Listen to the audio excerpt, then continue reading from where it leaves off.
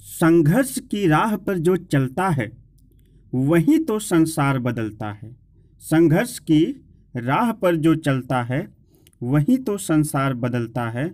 जिसने रातों से जंग जीती है वही सूर्य बनकर निकलता है। नमस्कार दोस्तों, मैं आपका दोस्त सागर कुमार राव आपके अपने YouTube channel study serial classes में आपका हार्दिक स्वागत एवं अभिनंदन करता हूं। दोस्तों, यह हमारा बायोलॉजी के विटामिन चैप्टर से जो है तीसरा सेशन होगा। इससे पहले कि मैंने दो सेशन की वीडियो अपने इस YouTube चैनल पर अपलोड कर दी है। यदि आपने उन वीडियो को नहीं देखा है तो आप मेरे चैनल स्टडी सीरियल क्लासेस में जाकर उन दोनों वीडियो को देख सकते हैं। और यदि वीडियो आपको पसंद आती है उसे ज़्यादा से ज़्यादा लाइक, सब्सक्राइब और शेयर ज़रूर करें। और चलिए अब इसी के साथ हम आगे बढ़ते हैं अपने इस नए सेशन में। यह विटामिन चैप्टर से सेशन नंबर 3 होगा। और अब हम इस सेशन में जो है, पिछले सेशन में दोस्तों हमने आपको विटामिन B3 तक जो है बताया था। ध्यान दीजिएगा, पिछले सेशन में आपको कहाँ तक बताया गया था? ध्यान दीजिए, विटामिन B3 प्रीवियस सेशन में हमने चर्चा की थी विटामिन B3 की, जिसका रासायनिक नाम आपको बताया था पेंटोथेनिक अम्ल। कौन सा नाम था? पेंटोथेनिक अम्ल। क्या नाम बताया था आपको? विटामिन B3 का रासायनिक नाम होता है पेंटोथेनिक अम्ल। ठीक है दोस्तों, अब जो मैं बोलता चल रहा हूँ उसको आप बड़े ध्यान से सुनते चलिए, और अगर मुमकिन हो तो कॉपी और पेन लेकर जो है मेरा वीडियो देखिए, ताकि आप उस सेशन को बहुत ही अच्छी तरह से नोट करते चलें। और मैंने बताया था कि इस जो विटामिन के टॉपिक में 4 कॉलम बनेंगे। पहला कॉलम होगा विटामिन का नाम, दूसरा होगा प्रमुख स्रोत, और तीसरा होगा कार्य, और चौथा होगा इसके कमी से उत्पन्न होने वाले रोग या व्याधियाँ। देखिए, आपको यहाँ पर सामने चारों कॉलम दिखाई दे रहे हैं। नंबर 1 ये कॉलम जो है,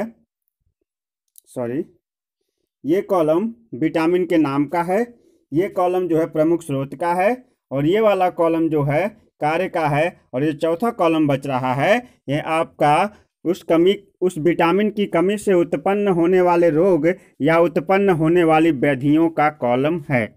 तो मैं आशा करता हूँ ये टॉपिक आपको बहुत बेहतर समझ में आएगा। अब आगे बढ़ते हैं। तो देखिए, B3 हमने समझाया था पिछले टॉपिक में, लेकिन आपके याददाश्त को थोड़ा ताज़ा करने के लिए एक बार मैं इसे दोहराते हुए आगे बढ़ता हूँ। विटामिन B3 का जो रासायनिक नाम आपको बताया गया था वो बताया गया था पेंटोथेनिक अम्ल। इसका प्रमुख स्रोत यानी विटामिन B3 की जो है पूर्ति के लिए हमें किन किन चीज़ों को खाना चाहिए, किन किन चीज़ों का सेवन करना चाहिए, उसमें टमाटर है, मूंगफली है, ईस्ट है, दूध है, मांस है, यकृत है, अंडा है, वृक्ष है आदि। इन चीज़ों का दोस्तों हमें सेवन करना चाहिए।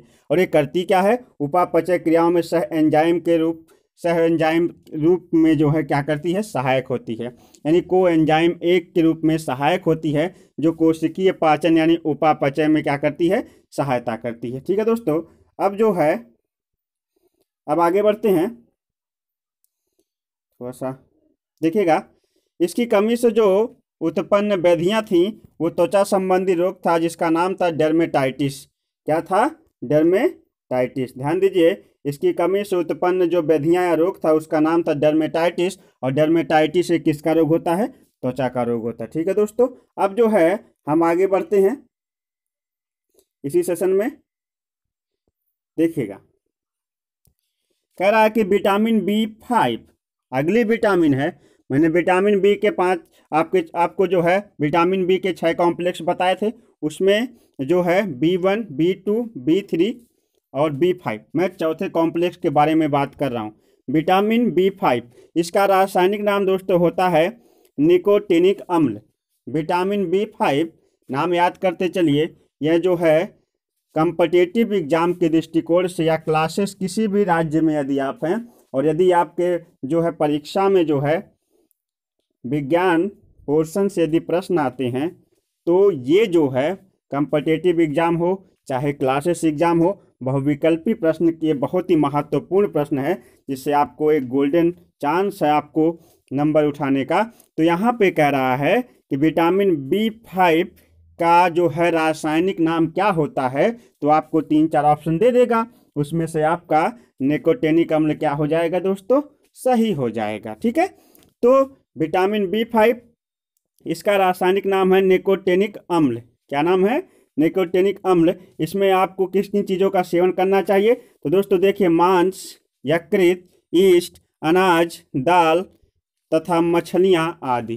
फिर से मैं एक बार बोलूं, मांस, यकृत, यीस्ट, अनाज, दाल तथा मछलियाँ आदि। किन किन चीज़ों का सेवन करना चाहिए, मांस, यकृत, यीस्ट, अनाज, दाल तथा मछलियाँ। उम्मीद करता हूँ ये सारी चीज़ें आपने कवर कर ली होंगी, और अगर आप नहीं नोट कर पा रहे हैं तो थोड़ा सा वीडियो को बैक करिए या फिर इस वीडियो को पोस्ट कर लीजिए, स्क्रीनशॉट ले लीजिए, किसी तरह से जो है आप इस चीज़ को अपने पास जो है रख लीजिए, ये आपके हमेशा काम आने वाली चीज़ है। आगे बढ़ते हैं, क्या अब जो है विटामिन B5 का शरीर में कार्य क्या होता है, तो देखिएगा, विटामिन B5 कार्बोहाइड्रेट तथा एमिनो अम्ल के ऑक्सीकरण में, यानी कार्बोहाइड्रेट तथा एमिनो अम्ल को पचाने में, शरीर में कार्बोहाइड्रेट तथा एमिनो अम्ल को पचाने में श्वसन में प्रयोग होने वाले सह एंजाइम का जो घटक होती है, यानी वह एंजाइम जो श्वसन में भाग लेते हैं, उन एंजाइमों को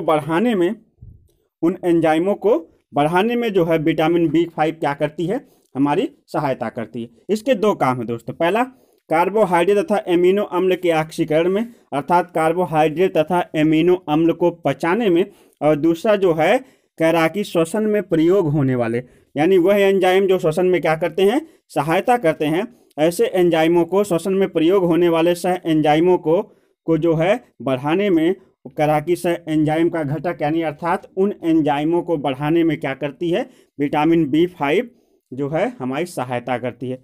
इसकी कमी से जो रोग होता है, ध्यान दीजिए, ये आपको याद करना है कि विटामिन B5 की कमी से होने वाला रोग, ये ऑप्शनल क्वेश्चन होगा।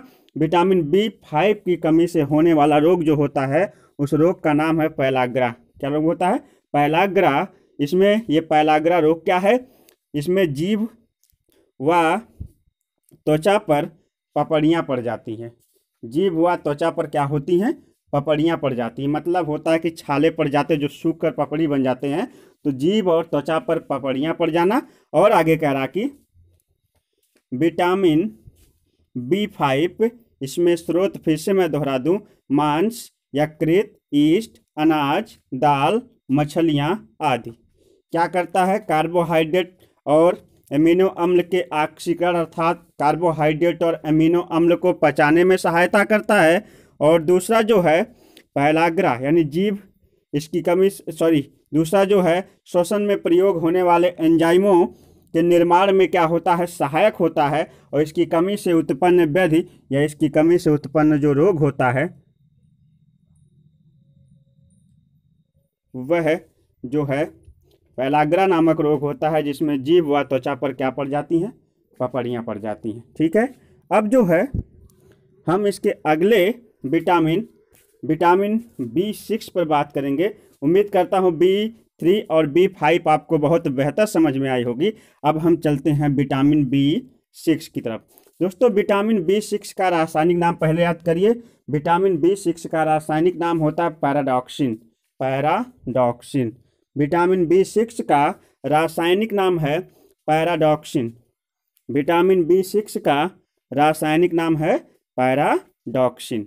ठीक है, अब आपको रासायनिक नाम कंफर्म हो गया होगा। विटामिन B6 का नाम है, रासायनिक नाम पैराडॉक्सिन। और जो है इसमें आपको क्या क्या आहार, क्या क्या स्रोत या फिर क्या क्या खाना चाहिए जिससे कि आपको विटामिन B6 मिले, तो सबसे पहले शुष्क फल यानी सूखे फल, जिनको नट्स कहते हैं, इसमें बादाम आता है, छुहारा आता है, गरी आती है, और काजू आता है, किशमिश, मुनक्का, जो भी है, जितने नट्स खाते हैं आप, सूखे फल खाते हैं, वो जो है शुष्क फल, दूध, सब्जियां, अनाज, मांस, यीस्ट, मेवा आदि। मेवा वही सूखे फल। क्या करना चाहिए आपको, शुष्क फल, दूध, सब्जियां, अनाज, मांस, यीस्ट, मेवा आदि। फिर से बात दोहराऊं, शुष्क फल, दूध, सब्जियां, अनाज, मांस, यीस्ट, मेवा आदि। ठीक है, तो कंफर्म हो गया आहार। और फिर इसका कार्य क्या है? विटामिन B6 का शरीर में कार्य आपको बताते हैं। एमिनो अम्ल तथा प्रोटीन के उपापचय में जो है विटामिन B6 सहायक होती है। बहुत ही आसान है। एमिनो अम्ल तथा प्रोटीन को पचाने में, इनके उपापचय में विटामिन B6 क्या करती है? सहायता करती है। क्या क्या पचाने में? एमिनो अम्ल तथा प्रोटीन के उपापचय में विटामिन B6 सहायक होती है। अब जरा इसके रोग के बारे में जान लेते हैं। देखिएगा, कह रहा है, ध्यान दीजिए कि एनीमिया, रुधिर की कमी। एनीमिया, इसमें क्या होता है? रुधिर की कमी। रुधिर की कमी, एनीमिया नामक रोग से शरीर में जो है रुधिर की कमी हो जाती है। तो एनीमिया, रुधिर की कमी, डर्मेटाइटिस, त्वचा रोग, और जिसमें शरीर का वजन कम होना, यानी 3 रोग होते हैं। 3 व्याधियाँ, 3 जो है आप शरीर में 3 व्याधियाँ, 3 रोग, 3 कमियाँ उत्पन्न हो जाती हैं। विटामिन B6 जिसका रासायनिक नाम है पैराडॉक्सिन, इसमें कह रहा कि एमिनो अम्ल तथा प्रोटीन के उपापचय में यह विटामिन जो है सहायक होती है। और अगर इस विटामिन की शरीर में कमी हो जाती है तो शरीर में एनीमिया, डर्मेटाइटिस, चर्म रोग तथा, यानी जो एनीमिया है उसमें शरीर में रक्त की, रुधिर की कमी आ जाती है। और डर्मेटाइटिस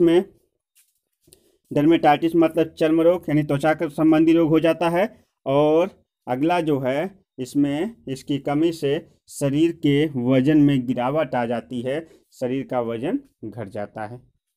बेहतर समझ में आया होगा, उम्मीद करता हूँ। अब जो है चलते हैं विटामिन B12 की तरफ। विटामिन B12 क्या है, जरा इसको जानते हैं। विटामिन B12 का रासायनिक नाम है, रासायनिक नाम याद करिएगा, साइनोकोबाल्मिन। विटामिन B12 का रासायनिक नाम है साइनोकोबाल्मिन।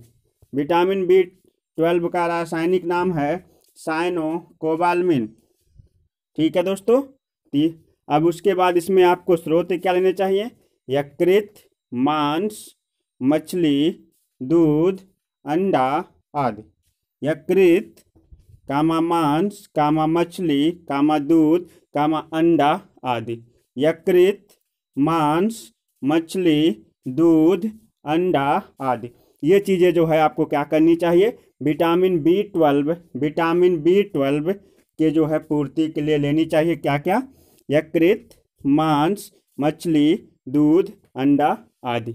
अब चलिए जान लेते हैं कि विटामिन B12 जो है शरीर में कार्य क्या करती है। लाल रुधिराणु तथा न्यूक्लियोटाइड्स का निर्माण में सहायक या सह एंजाइम, यानी लाल रुधिराणु बनाने में, और तथा न्यूक्लियोटाइड्स, जो हमारे DNA में न्यूक्लियोटाइड्स होते हैं 4 प्रकार के, एडेनिन, ग्वानिन, थायमिन और साइटोसिन। एडेनिन, ग्वानिन, थायमिन और साइटोसिन, जिन्हें हम नाइट्रोजन बेस कहते हैं या नाइट्रोजनी समाक्षार कहते हैं, उनके निर्माण में विटामिन B12 क्या होती है? सहायक होती है। और लाल रुधिराणुओं के, यानी RBC के निर्माण में सहायक होती है। एक तो RBC, और दूसरा जो है न्यूक्लियोटाइड, यानी न्यूक्लियोटाइड के निर्माण में, DNA में उपस्थित न्यूक्लियोटाइड के निर्माण में, और साथ ही साथ रक्त में उपस्थित RBC यानी रेड ब्लड कार्पल्स के निर्माण में जो है विटामिन B12 क्या होती है? सहायक होती है। ठीक है। अब इसमें क्या होता है, अगर जो है विटामिन B12 की शरीर में कमी हो जाती है तो कह रहा कि रुधिर क्षीणता आ जाती है। रुधिर क्षीणता मतलब शरीर में रक्त की कमी, एनीमिया जैसे लक्षण दिखाई देने लगते हैं। शरीर में रक्त की कमी तथा तंत्रिका तंत्र में गड़बड़ी, यानी सूचनाओं का संचार भी जो है मस्तिष्क से शरीर के अंगों तक या शरीर के अंगों से मस्तिष्क तक सूचना संचार भी क्या हो जाता है? अच्छा नहीं रहता है। ठीक है ना दोस्तों। तो कह रहा कि रुधिर क्षीणता तथा तंत्रिका तंत्र में जो है क्या आ जाती है, गड़बड़ी आ जाती है। रुधिरक्षीरता तथा तंत्रिका तंत्र में गड़बड़ी।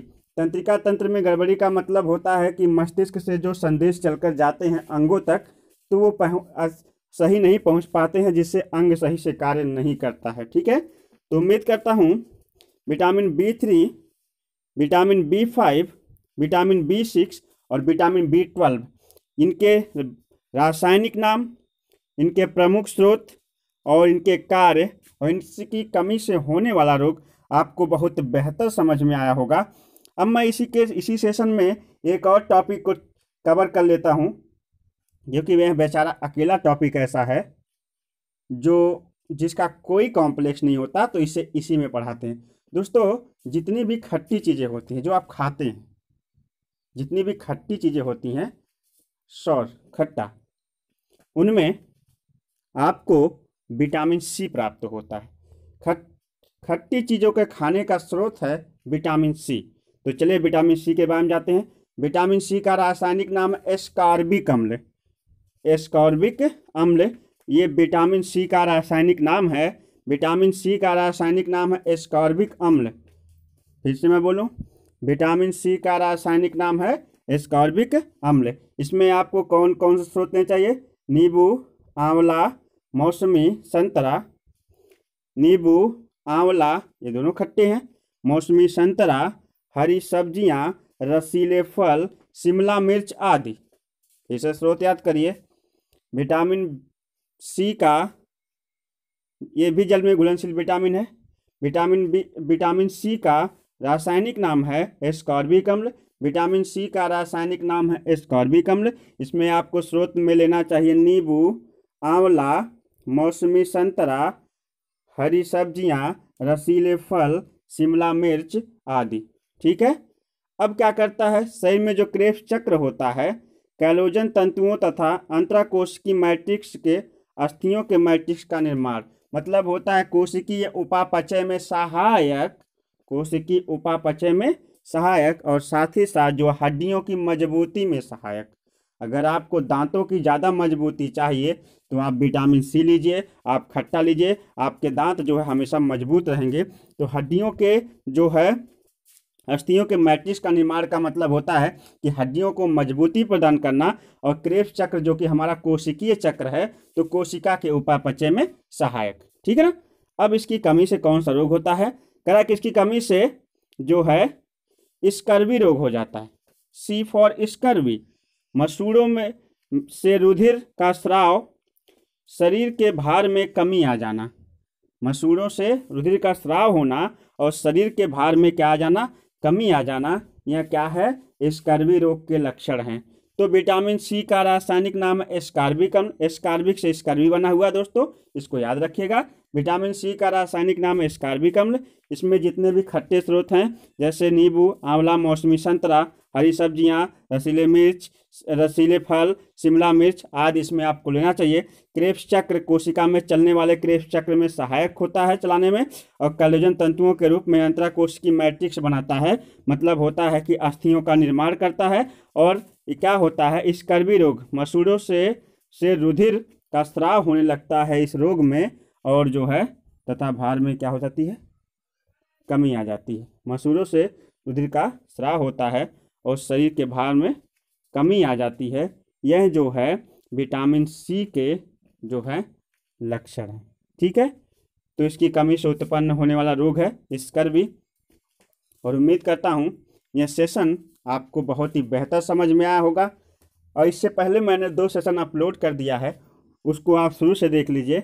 और यह हमारा तीसरा सेशन होगा विटामिन का। अगर यह टॉपिक आपको अच्छा लगा हो, पसंद आया हो, तो आप चैनल को ज़्यादा से ज़्यादा लाइक, सब्सक्राइब और शेयर करिए, और अपने दोस्तों तक भी इसे पहुंचाइए, ताकि जो चाहे बोर्ड एग्ज़ाम हो, चाहे किसी कंपटीशन का एग्ज़ाम हो, ये सारे दृष्टिकोण से वीडियो उनके लिए बहुत ही ज़्यादा सहायक सिद्ध होने वाली है। तो मैं इसी के साथ आपसे विदा लेता हूँ। नमस्कार, धन्यवाद, जय हिंद।